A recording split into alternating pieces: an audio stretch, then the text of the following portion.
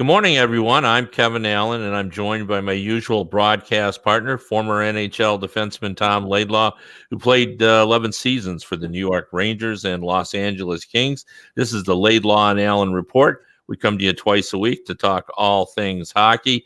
A lot to talk about, and we want to start that conversation with the New York Islanders, and we have Andrew Gross. We've had him on before, very insightful beat writer for Newsday. Andrew, welcome to the show. Kevin, Tom, great to talk to you. Hope everyone's well, and thanks for having me. My pleasure. My pleasure. Andrew, I want to talk about first starting out is, I think before the season started, we all recognized that the East was loaded with quality teams and that one or two teams, probably two good teams, were not going to make the playoffs.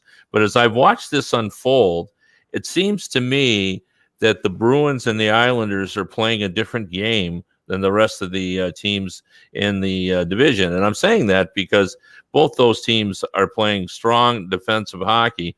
But in the case of the Islanders, they're not scoring any goals. 1.83 goals per game over the first six games. That's below. Kevin's freezing on us there. Andrew, jump in there. I guess Kevin's asking, what's the problem with the score goals? Or is that just the way the team is? Do they really have the ability to score goals? Well, yeah. I mean, Barry Trotz has been preaching all along that these 56 games were going to be 56 playoff games, and the team would have to have this playoff mentality and be comfortable in playing these 2-1, 3-2, 1-0 games, which has been the case in the past for the Islanders under Barry Trotz this season. And as we speak, they're 3-3-0.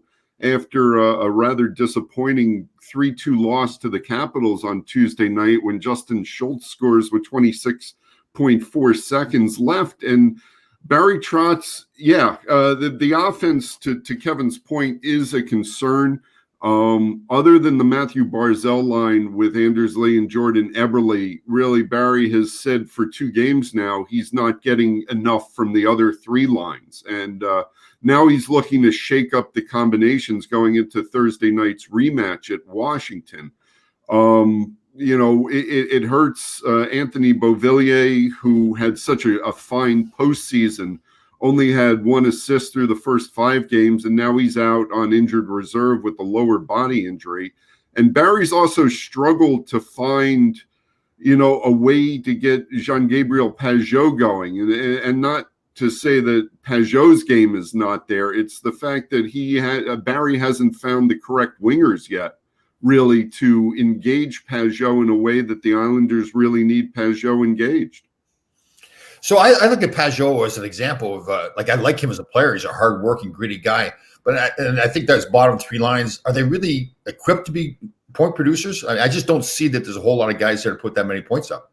Well, especially with Bo out, I know Barry was counting on some carryover from the postseason for Brock Nelson and Josh Bailey and Anthony Beauvillier. And, I had Bo pegged as maybe the one guy on this team who could take the biggest step forward this season. Bo's only 23, but, 5 seasons in the NHL. And, as you saw in the postseason, he can certainly push the engine at times when he gets on a roll. And, Josh Bailey's been, consistent. And Brock Nelson, in Barry Trotz's 2 seasons with the team, perhaps no one has really developed their game as much as, at least offensively, as Brock Nelson. We can talk about Adam Pelech and Ryan Pulock defensively, and Scott Mayfield. But Brock has finally grown into this, second line top 6 role that had been projected for him for so long before Barry came around, and Brock was never really able to take a step up from third line center. Of course, losing John Tavares kind of created a spot, with Matthew Barzal being elevated up. But Brock has really grabbed it, in the 2 seasons. But through the first 6 games here, that line has not supported enough. And that's where a lot of the issues are right now. Andrew, I thought this season we might see some goals coming out of Bellows and Wahlstrom, but we have not.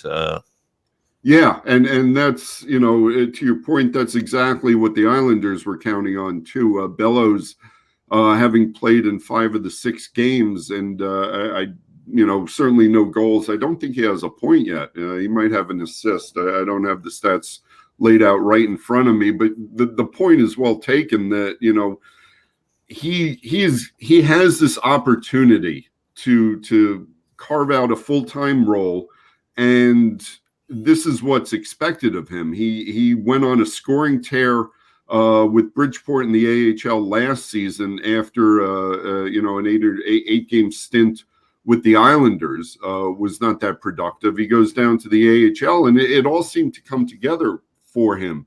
But so far, and last night against the Capitals, he was in Beauvillier's place on Nelson's line, and that line really didn't click. And prior to that, he had been on Pajot's line, and this is what I'm talking about, trying to find Pajot the right wings to engage Pajot offensively a little bit more. Wahlstrom hasn't appeared in the game yet. He's still in the taxi squad. The organization really likes both of these guys because of their shot and, their the potential to get some goals out of the wing, which is something that the organization has been looking for, certainly since Lou has gotten here. I mean, you just look at how hard he went after Artemi Panarin, but didn't get him. And that was kind of, Lou's thinking as one spot that would help the team. Andrew, I like to tease our friend here, Kevin Allen, that he's related to Barry Trotz. He talks about him all the time as being a great coach. And he is. I like him as a coach a lot. But probably more than any other general manager in the league, general manager Lou Lamoriello really puts his stamp on the organization, right? I mean, did you feel that from the moment he came in? Oh, yeah. yeah. In a ton of ways. And I know Lou going back to his time with the Devils, I got to cover him a little bit there.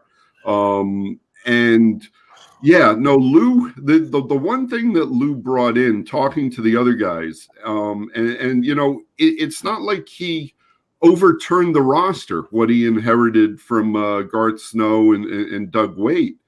But again, I'm not trying to denigrate anything that Dougie did or Garth Snow did, but talking to the guys in the organization, almost immediately there was this heightened sense of accountability as soon as Lou comes in, and there's no gray area with Lou. Everything is black and white. You know exactly what's expected of you. And, Ken Danico tells this story forever. And a lot of guys who have been around Lou tells the story that Lou equates a hockey team to an orchestra, and everyone has to know what instrument you're playing. So for instance, Ken Danico tells the story, when I think it was his first or second year, because of injuries, he got a chance to play on the power play for the Devils. And he thought, this is great. This is what I want to do. And then when the injuries, when the guys got healed, all of a sudden Kenny is not on the power play. And, he has this discussion with Lou Lamoriello about it. And Lamoriello, and I'm paraphrasing, basically Lou said, Ken, in an orchestra, everyone has to know what instrument you're playing. You are a drummer. If you want to play the piano, I can find another organization that needs a pianist. But here, you're going to be a drummer. And Good, I like that. Lou is very, very clear in what everyone's roles are. And Tom, players want to be coached up.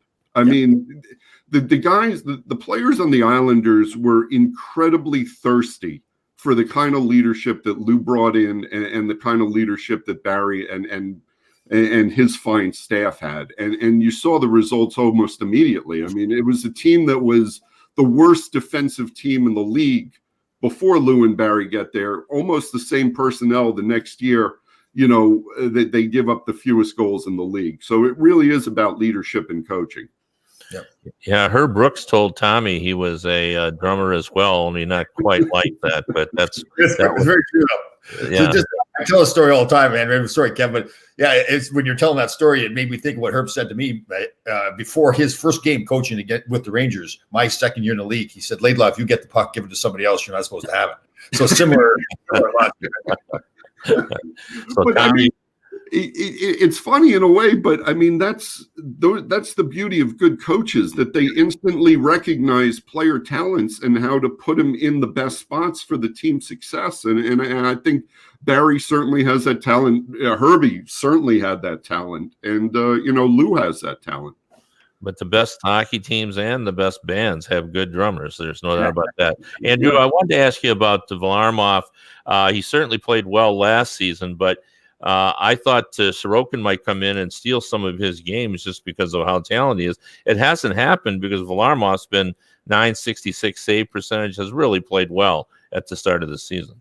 Yeah, and I think in a quote unquote normal season, if you're playing 82 games and the games are a little bit more spread out, you would have seen, I would have projected Varley would have been, probably in the low 50s, maybe around 50 games, and Sorokin would have gotten, the rest of the games in the 30s. But I think in this 56 game sprint where coaches don't have time to experiment and teams can't afford to fall down the standings, you're going to see a reliance on a goalie who kind of shows that he is playing like a number one goalie. And right now, Varley has carried over his play from the postseason. Now, Sorokin is going to get slotted in here or there. That first game he played against the Rangers, the second game when Varley gets hit, in the jaw throat by Cal Clutterbuck's pregame shot. I mean, Trotz said that was an unfair situation to Ilya. That was an unfair situation to Varley. It was unfair to the team to throw Sorokin in like that. I thought Sorokin was much better in his second start against the Devils. It was still a 2-0 loss, but that speaks more to the original point that they can't get any goals for Sorokin. And, 2 goals, you can still see he's a little tentative, a little unsure of how to play the puck because it's different on the smaller ring than compared to the KHL, where the players, how quickly the forecheckers are getting in on him. He thinks he has more time than he really does. And also, he's still a couple of times, even against the Devils, not taking the right angle on the puck. But that stuff, Mitch Korn, Piero Greco, the Islanders goalie staff is going to get worked out with him. But yeah, for now, Varlamov is the number one goalie. I mean, there's no 1A and 1B right now. So I look at the Islanders and I think, okay, you've got a great general manager, great coach, you've got a great defensive system, good goaltending, guys all playing the roles, knowing whether they're drummers or pianists. One thing they're missing is the goal scoring. Do they have young players coming up to fill that role? Well, I mean, it's going to have to be, Wahlstrom and Bellows and, probably down the pipe, Simon Holmstrom, their other first rounder. They're hoping that he kind of develops. They really like Otto Koivula, converted wing into a center, but he probably projects more as a third, fourth line guy. Don't know where he's going to be in the scoring. Look, it's going to have to come from them, or Lou is going to have to make a decision quickly whether it is in the organization or whether he's going to have to look outside the organization. And if that's the case, those young guys that we're talking about probably, their value might be more as trade chips than actual on the ice. But I don't think we're there yet. Wahlstrom hasn't played yet. Like I said, Bellows has gotten in the 5 games. He needs to show more. But the season's early, except it's going to get late really quickly. Totally. Andrew, back in the heyday of the Devils in the 90s, I used to say things like, if the Devils can get into the playoffs, they could win it all. Absolutely. And I feel similarly about the Islanders. I love their defensive game. I think it's conducive to playoffs, but without goal scoring, they're not a great regular season team. Is that a concern within the organization that just getting into the playoffs will be the battle? And then if they get in, they got a shot. Well, yeah, no, absolutely. And especially this year where you're confined to the division, right? Not only in play, but who's making the playoffs. So it's going to be 4 of 8. And, I think objectively, I know I'm closest to the East Division, so maybe, I'm pumping it up a little bit much. But I look at the 4 divisions, and I really think the East is the toughest, obstacle course to get through. 6 of the 8 teams made the postseason restart last season. And if you look at points percentage, the Devils and the Sabres were not that far off from being in the return to play. And on top of that, both the Devils and Sabres are improved teams from last season. The Sabres bringing in Taylor Hall, Jack Eichel is a little bit happier now. If they can get the goaltending, certainly with Stahl there, that's a different team. And the Devils seem to have a more of a focus. And Lindy Ruff is a veteran coach, and he's going to get that organized. And they skate so fast, they're going to give teams trouble. So there's really amongst those 8 teams, there's no easy outs, and it's going to be you're absolutely right. To be one of the top 4 in that 8-team division is going to be a huge battle. And it's going to be interesting to me to see by the time, you get through the first 2 rounds of the playoffs and there is an East Division champion, how spent that team is by the time you get to the NHL semifinals. I'm gonna argue. Kevin and I get in this discussion every once in a while too. I think that's overrated. I think there's so much talk about being tired all the time. I just don't. I think it's almost like a self-fulfilling prophecy. It's like I know the numbers bear it out in the back-to-back nights, but I think it's just because they're getting told all the time that they're tired because they're playing back-to-back. And I think especially in this division where there's virtually no travel. I mean, you're not traveling hard at all. Well, no, I meant more the physical play and how these teams are going to, it's like a game, in the first period, they're all fresh. But after, 55 minutes of, defending against a forecheck, your body is going to be pretty hard. And I just think these teams are going to beat each other up over the course of the season. I mean, not that that's not true for the other divisions, but you have so many playoff ready teams and playoff constructed team. The Islanders are a playoff construction. The Bruins, the Capitals, coming off a cup. The Flyers, the Flyers are probably, right now, I would think they might be the best team in that division. And certainly Alain Vigneault, you talk about coaches. There's a coach who knows how to get his team prepped and through to the cup final. So, that's more what I'm speaking about. Yeah, and Pittsburgh, they're not playing that well, but they're hanging in there too.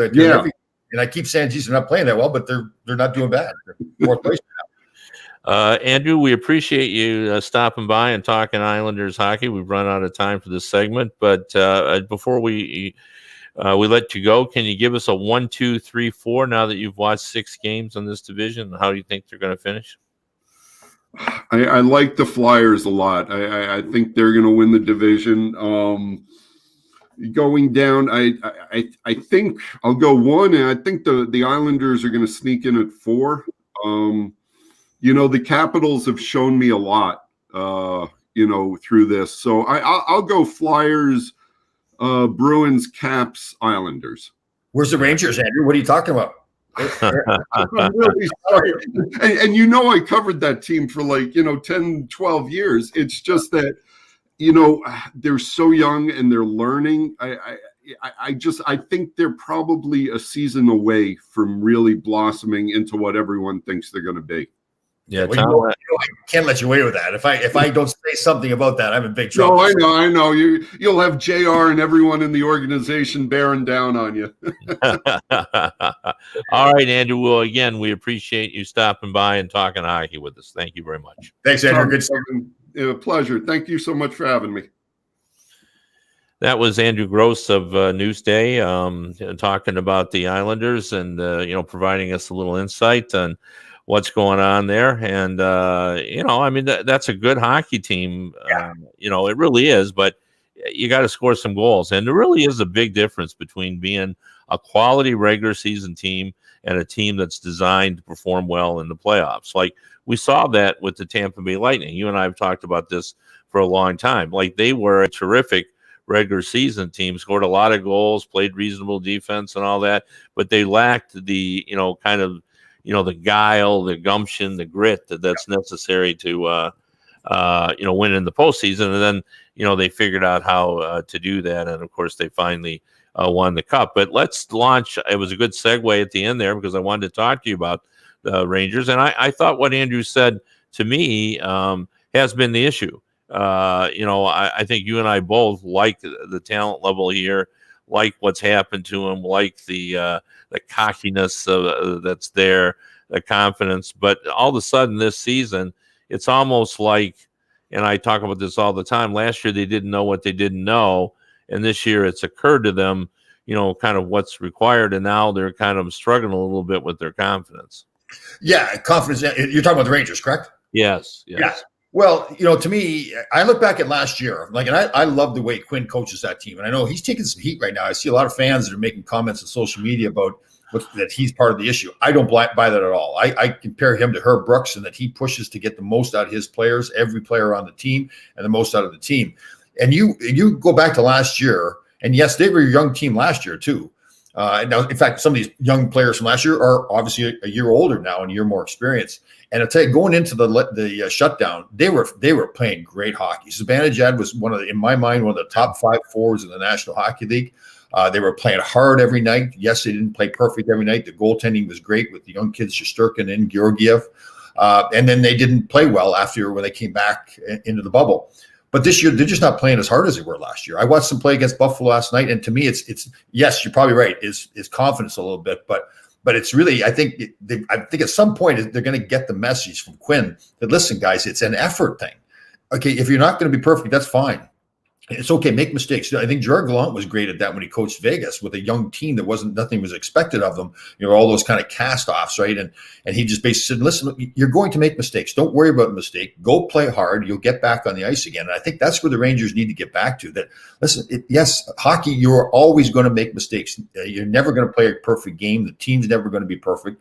But you just got to keep on grinding it out. And they're just not grinding it out right now as much as they did last year. So to me, the encouraging thing is, you've seen from last year that this group can do it. There's no question about that. Yes, there is some changes. Jesper Foss was a gritty guy that's gone now. But to get these young kids coming up. So I'm not really – I know it's not great right now. The goaltending maybe hasn't been as good as we expected it to be with the Rangers, but I'm not really worried about them. And then, like you said, they are a young team. But it's easy to say, well, they're really not ready yet. Well, I don't think that's the way they're looking at it. Like they should be a team in my mind that makes the playoffs. And they're not playing like it right now, but I think they will as they get going. Yeah, the problem is, of course, is this division is unforgiving. A poor start can doom you, and everybody's going to have their period when they're down in terms of their playing level. Maybe the case will be that the Rangers are having theirs at the start of the season. But you said it best. In this division, you have to grind it out. And, there's too many good defensive teams as well. It's not a division. When we say it's a great division, not every team, is a great scoring team. We have the Bruins and the Islanders. As I said, I think those two teams are playing a different game than everyone else in terms of the way they're, playing. You look at all the goals that's being scored, and then you look at what the Bruins and the Islanders are giving up, and then you're going like, wow, they're still playing a strong defensive game. Now, the Bruins have found a way, unlike the Islanders, to get a few more goals. But they started out slow. And they have some more proven goal scorers. Up front they haven't had Pasternak, but he's going to come back in the lineup. And they've got Bergeron, one of your favorite players. They've got Marchand. They've got Krejci. They've got levels of scorers there that I think really make a difference. And especially you look back to, they've lost Chara and Krug, right? Arguably two of their top 4 defensemen at least. Krug and McAvoy were probably their top 2. So, and again, that leadership that I thought was really going to hurt them doesn't look like them hurt. It's still a long season, long way to go, but it doesn't look like it's hurt them at all. So I like what Boston has done. Yeah, they're good. Well, I mean, then that goes to Sweeney. I think Sweeney suspected that it was time that they could live without those players, and they're really good players. Yeah. So that really speaks to the depth that the Bruins have. I want to talk to you a little bit about the Vancouver Canucks, another team that I think you really like and has really performed well last season, and you thought was ready to take another step because they're in a Ranger-like status as well, where they're haven't rediscovered the mojo they had at the last of the regular season. Yeah. Well, again, I think it's one of those deals, right? They had kind of unexpected success last year in the playoffs, and they deserve it if you look at that lineup. but they played hard every night too. They were talented, there's no question, but they really played hard. And there is that tendency sometimes to come in that next year after that success when you're basically a young team and a bunch of young players and think, well, it's just going to be easy, right? I need to just step on the ice and go play because I'm a talented hockey player. Pettersson's a good example of that. But again, you have to compete. You have to pay attention to the small little details out in the ice. Again, the things we talk about so much, not trying to make those big plays, not trying to make a move at the opposition's blue line, making sure you chip it in and chip it out, all those little things. And I just don't think they're doing that right now. I think they will. I mean, they know how to do it. But again, you've touched on it before. This is a shortened season. If you get behind too far, then you're going to be in trouble. But again, they're still a good team. But to me, and it's almost like an expected thing when it happens with a young team that you come back after having success, and it doesn't come back to you right away because you think, well, I can take the shortcuts to get it done. But they're a talented hockey team. But they then the goaltending situation changed. But I don't think goaltending is the issue there. I think goaltending is good enough. But it's particularly those young players like Pettersson that really just get back to that more competitive game. Well, yeah, it is good enough. It should be good enough. But it's not as good as it was last season. Like last season. So Markstrom was there last year. Kevin's frozen on us. So Markstrom was there last year, and we just talked about Markstrom, how good he was, right? Like he was probably in the playoffs, top 5 goaltender in the league, right? The way he was playing in the playoffs.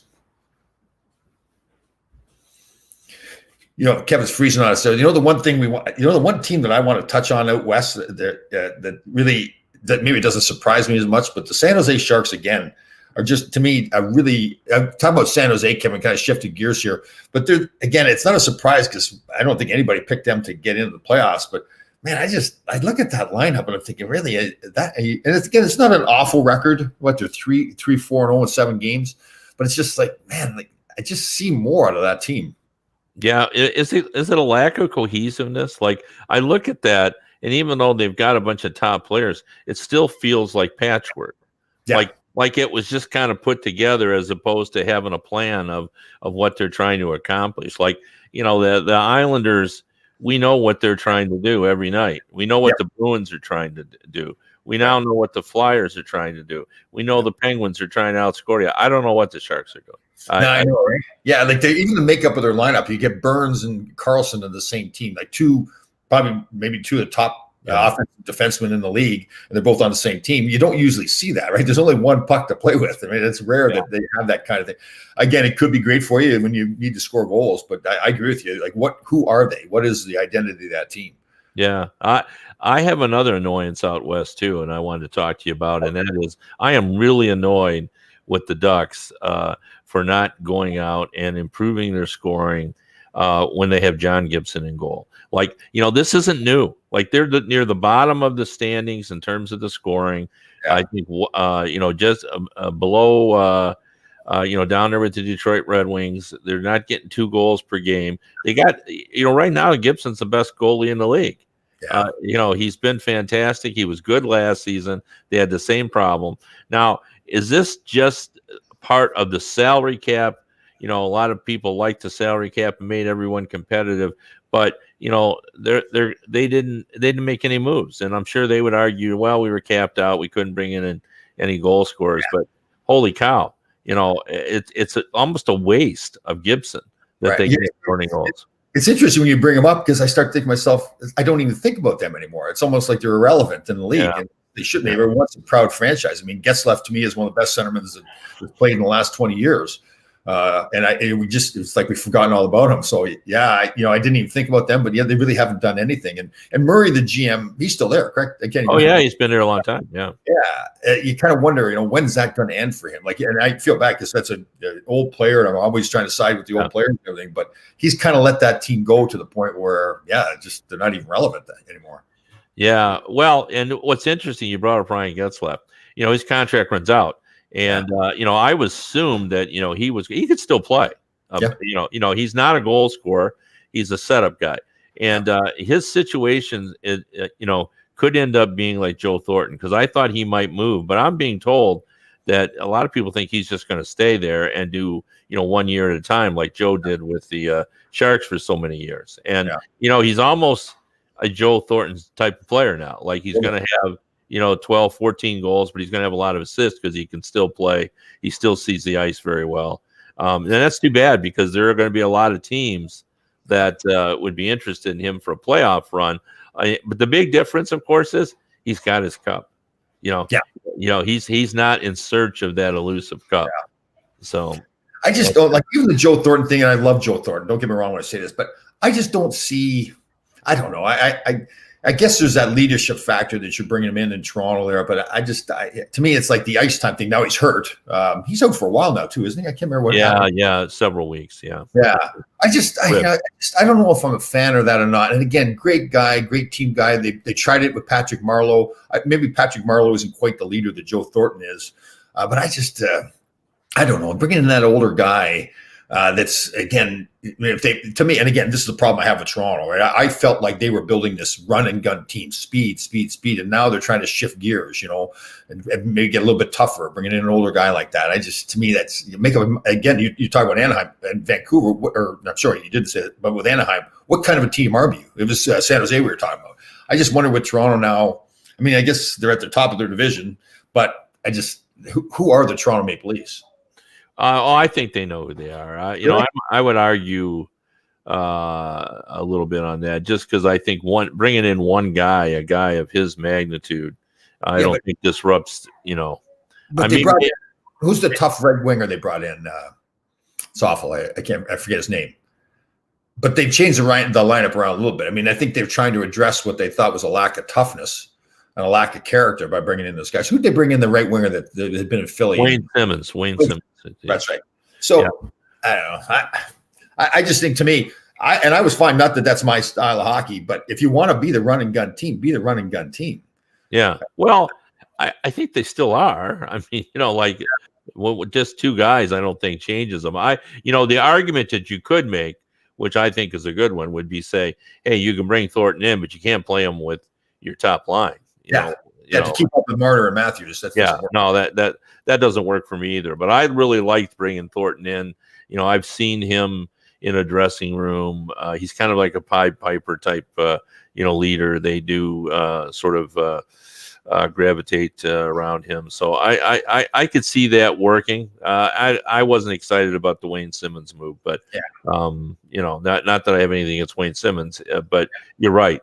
He doesn't quite fit in what they're trying to do there. But I thought Thornton's leadership, one person, doesn't disrupt the identity of that team. Like, I'm pretty sure that Austin Matthews and Mitch Marner and Nylander and John Tavares are pretty confident what their identity is. They know what they're supposed to do. That's true. No, those guys definitely are. Yeah, I agree.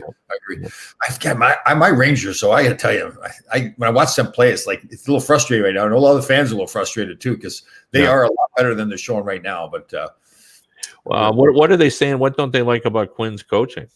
I don't think there's any. Well, the team's not playing as hard as they can, and I think they're pointing the finger at Quinn. Now, the difference is, like, Quinn made them play as hard as they did last year too. Like, he was the one that got them going. He was the one. Like, to me, he played a huge role in Zibanejad's game. Zibanejad was still a good player when he got here, but man, he's turned him in one of the top players, and it really is the attitude of the way they play, and particularly with Zibanejad. He's gotten Buchnevich going more now. Buchnevich has been a little bit of a shows up some nights, other nights he doesn't show up. So it's, to me, it's not the coach at all. In fact, I like him a lot as a coach, and I've said over and over, he reminds me a lot of Herb Brooks with the same thing. He's pushing guys to get the most out of them. I see some nights where he puts people in the press box, but when he puts them in the press box, in a healthy scratch, he doesn't criticize the player. He just said, listen, this is a good player. He just needs to step back and take a look at the game. Now, he may be saying something totally different face to face, but he protects the players publicly. I like him a lot. To me, it's not the coaching at all. It's just the players need to get, and you touched on it, some of it is as young players, it's a lack of confidence too. Remember, they had no preseason games to get going. They're jumping right in. They're not having a great start. It's New York. There's pressure on them. Even though there's no fans in the building, they can still feel the pressure on them. Everybody has a lot of expectations for this as a team and for the individual players. So I think Heidel got hurt last night too. I think he hurt his chest or something last night on a hit. Wow. Well, if you go off Andrew's, projections where he's got, the Flyers, the Capitals, the Bruins, and then the Islanders, who do you think the Rangers move past? Is it the Islanders? Listen to him talk about the Flyers. I didn't want to jump in on that, but I just am not as big a fan of the Flyers as everybody else is. And maybe I'm the only guy in the world that isn't. I don't know. But I watched them play, and I just don't see them being that great of a team. They're good teams, no question about that. And I don't agree with the assessment about Vigneault. Like when Vigneault coached here, that was the reason he got fired, was he didn't get the team ready to play. So again, maybe I'm missing something, but I don't see the Flyers being that good. I still like Washington. Pittsburgh's playing better than they're getting more points than I thought they would.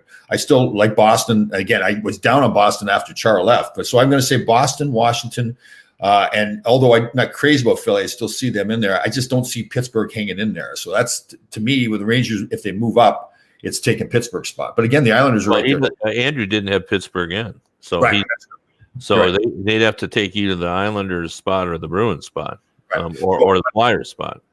Well, so I'm saying they're taking the Islander spot. So yeah. I think that Washington, Boston, and Philly are for real. Again, and I think basically in that order too. So it's Rangers coming. Well, I think the Flyers, to me, haven't looked the same since they lost Couturier. And I think when he gets back, that's a nice two-way forward.